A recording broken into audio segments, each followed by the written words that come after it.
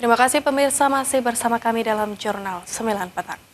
Mahkamah Konstitusi atau MK resmi menetapkan pasangan Hovifah Indar Parawansa dan Emil Elistianto Dardak sebagai pemenang pemilihan Gubernur dan Wakil Gubernur Jawa Timur 2024. MK menolak gugatan perselisihan hasil pemilu atau PHPU yang diajukan oleh pasangan calon nomor urut 3. Mahkamah Konstitusi MK resmi menetapkan pasangan Hovifah Indar Parawansa dan Emil Elistianto Dardak sebagai pemenang pemilihan Gubernur dan Wakil Gubernur Jawa Timur tahun 2024. Keputusan ini diambil setelah MK menolak gugatan perselisihan hasil pemilu atau PHPU yang diajukan oleh pasangan calon nomor urut 3 Tri Risma Harini dan Zahrul Azhar Assunta. Sidang putusan yang digelar pada Selasa 4 Februari ini menegaskan kemenangan Hovifah Emil dengan perolehan suara 58,81% atau 12.192.165 suara. Sementara Risma Guzhan meraih 32,52% suara dan pasangan Luluk Nur Hamidah Lukmanul Hakim berada di posisi ketiga dengan perolehan 8,67% suara.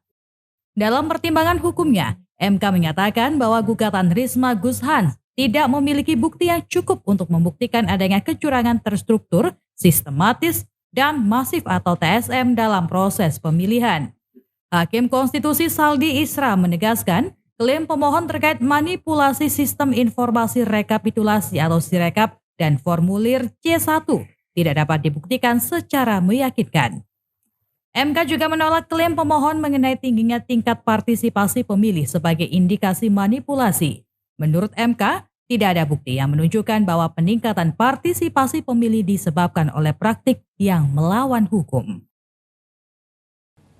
Bahwa berdasarkan seluruh pertimbangan hukum tersebut di atas, Mahkamah berpendapat terhadap permohonan akuo tidak terdapat alasan untuk mengesampingkan ketentuan pasal 158 Undang-Undang 10 2016 yang berkaitan dengan kedudukan hukum pemohon dan selanjutnya dianggap telah diucapkan.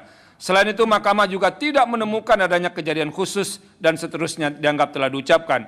Perbedaan perolehan suara antara pihak terkait dengan pemohon adalah 5.449.070 suara atau setara dengan 26,3% atau lebih dari 103.663 suara. Menimbang bahwa berdasarkan pertimbangan hukum di atas, pemohon tidak memiliki kedudukan hukum untuk mengajukan permohonan akuo. Dengan demikian, eksepsi termohon dan eksepsi pihak terkait bahwa pemohon tidak memiliki kedudukan hukum adalah beralasan menurut hukum dan seterusnya dianggap telah diucapkan. Konklusi dianggap telah diucapkan berdasarkan Undang-Undang Dasar Negara Republik Indonesia tahun 1945 dan seterusnya dianggap telah diucapkan.